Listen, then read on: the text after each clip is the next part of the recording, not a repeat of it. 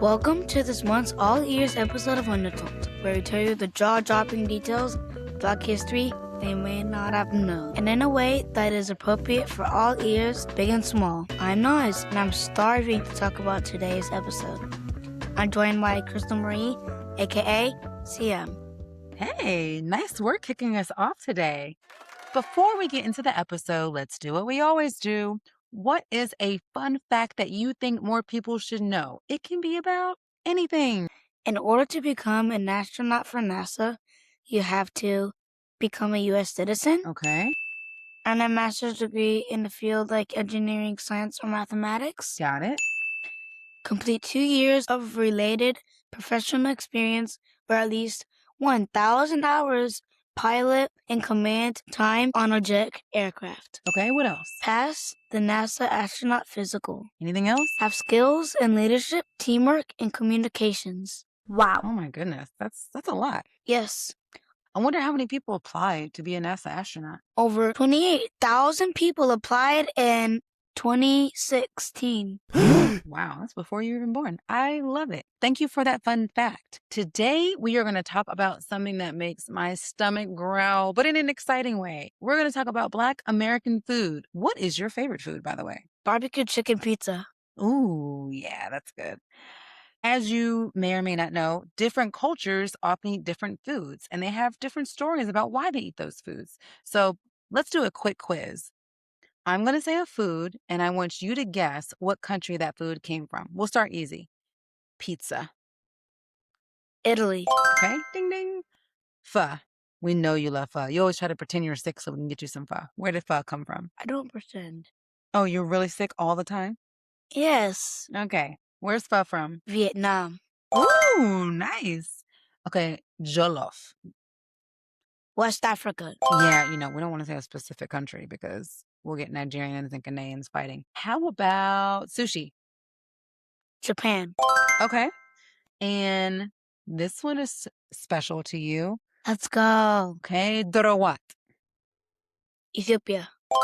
Awesome. Tell everyone what Dorowat is. It's a rich stew with onions, berbere, eggs, and chicken. Ethiopian food is special to me because my grandmother's from Ethiopia. That's right.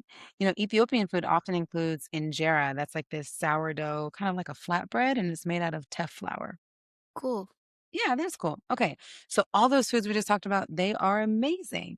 Today, we're going to get into some Black American food fun facts. We've got 4 big facts today. Are you ready? All right. Fact number 1. Have you ever heard the phrase soul food? I have heard the word soul food, but I don't know what it means. Okay, got it. Yes. Many traditional Black American foods are called soul food. And soul food is really just a term that came about in the 1960s when pretty much everything Black was called soul. So you had soul music, you had like soul food. And most people, when they think of soul food, they think of fried chicken, macaroni and cheese. That tastes good. Yeah, collard greens, cornbread. What are some of the other foods we have, like when we go down to visit our family at Aunt Jackie's house? What are some of the things that you think we eat often? Usually we eat like chicken. Mm-hmm. We eat what you just said, mac and cheese usually. Mm-hmm. We eat cornbread. Mm-hmm. She had oxtail last week. Oh, yeah. Mm-hmm. That's number 1. Soul food is like the nickname for Black food. Number 2, awesome fact. Black American food has influences from all over the world. Many of Black Americans' ancestors, including ours, came from West Africa. I know we just said that your grandmother's from East Africa, but your other ancestors are from West Africa. And that is where many of the ingredients that you see in soul food and the way that we cook came from. So, for example, okra or yams, black eyed peas. Also, what is one of my favorite foods? I'll give you a hint. We put it in a bowl, we add some water, we add some salt, and we push a button and we turn it on. What is that we're cooking? Is it the rice? Yes, rice. It's one of my favorite foods. So not only is rice a food that came from West Africa, even just the way of making it and harvesting it came from West Africa. And it's actually pretty difficult to do. But here in the Carolinas, many people, particularly the Gullah people, taught the local population here in the South how to make rice. So in addition to West African influences, Many popular Black American foods have a Creole or a Cajun influence, which basically means they have French roots. So, foods like gumbo. I've made you gumbo before. Do you remember gumbo, what it looks like? Yeah, it tastes really good. Yeah, it's like a really dark brown sauce. I usually put rice in the middle. It has all kinds of stuff in it. I put like shrimp in mine, of course, okra, all different kinds of things are in there. Is there a movie that makes you think of gumbo? I know a movie, What movie is it? Princess and the Frog. Princess and the Frog. Now, do you remember where they live in Princess and the Frog? No? New Orleans. And a lot of French planters and people lived in New Orleans. So they brought their influence to that part of the country. And so we have a lot of soul foods that have French roots and French influences.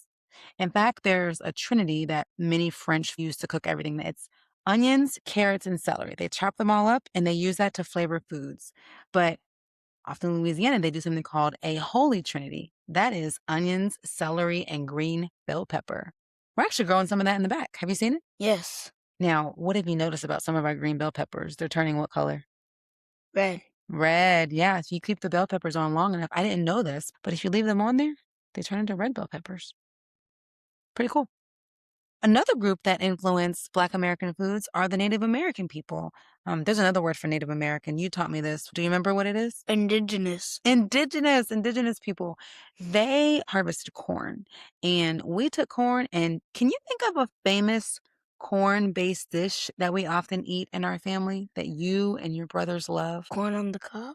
Cornbread. Cornbread. That's it. So soul food we associate it with Black Americans, but really it has roots in many other cultures. We're really able to blend lots of different things and take some inspiration from here, take a little bit from there, and make something all new.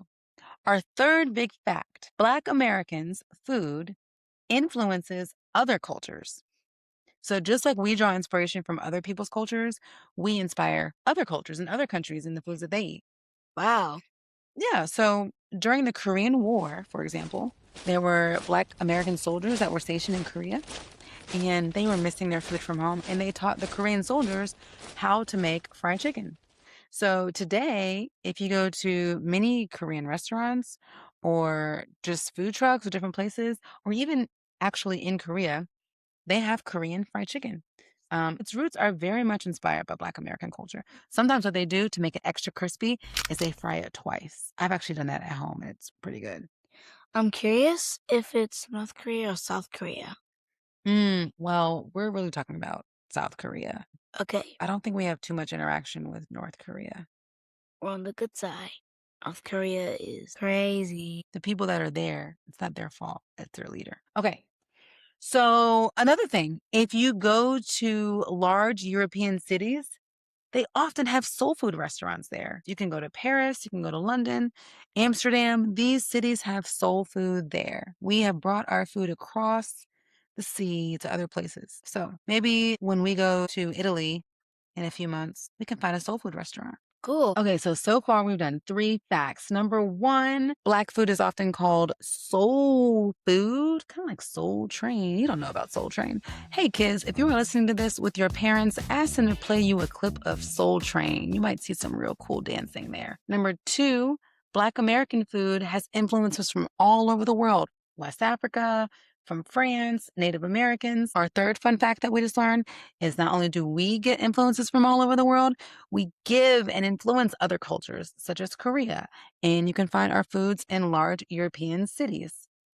And our last fun fact that I love is that there are healthy options within Black soul food culture. So, for example, collard greens, other leafy greens, those are really common soul foods. Soul food also features a variety of protein sources, whether it's fish gathered down in the bayou or chicken prepared in a diversity of ways. You know, my grandmother was cooking organic before that was a thing. If you get your food from your own garden and you're not using pesticides, you're eating organic. She grew tomatoes, she had green beans, cucumbers, collards, and watermelon. We're not really doing a good job of growing watermelon. We are. Well, we're growing the plant, but I haven't seen any actual melons. We'll see if a melon comes out of there. Did I ever tell you this? How we fed our hogs? At my grandmother's house? Okay. We had this big bucket next to the trash can in my grandmother's kitchen. And let's say you had a slice of jelly toast. If you didn't want to eat the ends, you would put it in what we called the slop bucket. You know how I asked you to scrape your food off your plate in the trash can before you put it in the sink? You would scrape your food into the slop bucket. So, like the ends of your strawberries, really just the parts of your meal that you didn't want to eat, all of it went into the slop bucket. And then we would take that bucket, we bring it back to the pig, and the pig would eat it. Do all pigs eat from slop buckets? No, that's actually really healthy version of what they eat. We can have another episode maybe about the meat packing industry, but pigs aren't always eating the healthiest stuff. So the slop bucket was way better. So as I mentioned, a lot of foods that are considered soul foods or that are traditional to Black Americans, they're fruits and vegetables that are grown in our own gardens. It could be animals that people raise. There's lots of healthy options. And here's the other thing, and this is something I tell you all the time. Health is more than just the nutrients you put in your body. Your general mental health, and dare I say it, your soul health, is influenced by sharing familiar and tasty foods with loved ones. Don't you feel better after you've had like a really good meal with your friends and family? Yes, I feel really full. I feel grateful for what I had. Yes, exactly. You said it perfectly. And that is a form of health too. So even if something isn't exactly super nutrient rich, if it makes you feel good, that's also a part of health that's important. So I think we learned 4 awesome things about Black American food. I'm gonna tell you something about celery. Okay. Celery kind of tastes bitter, but it's really healthy. I kind of like it because it's crunchy. Yeah, celery is mostly water. Let's do a little Google search. What percentage of celery is water? 95% water. Oh my goodness. Okay. What is one thing you're listening to or reading that you want to share with our listeners? I'm reading a book called Wonder by R.J. Palacio. Love it. Oh, yes. This was a book that was gifted to us by our friend Arafat. Shout out to Arafat. Thank you so much for that book. Tell me a little bit about the book. Why do you like it? I like it because it's about a kid that's going to middle school and almost his entire childhood he has been homeschooled. That's a big transition. Okay. Well, I've been reading the book too, and I love it. There's a movie, but we'll watch the movie after we finish the book. You know what? All this talk about food has got me pretty hungry. Are you hungry yet? What should we eat for dinner tonight? I think I know what we should eat. We should eat barbecue chicken and broccoli. Oh, did you throw in broccoli so it would sound healthy? That's okay. Actually, you do love broccoli. And barbecue chicken is also healthy. That's true. All right, let's not make everyone jealous about our dinner. Thank you all so much for listening. You know what? Why don't you take us out? If you enjoyed today's All Ears episode, please subscribe and tell a friend. And if you have episode ideas, visit us at undertold.cm.com and let us know. Love it. There's nothing else for me to say. We shall see you all again. Thanks for listening. Goodbye. Bye. Adios. Arrivederci.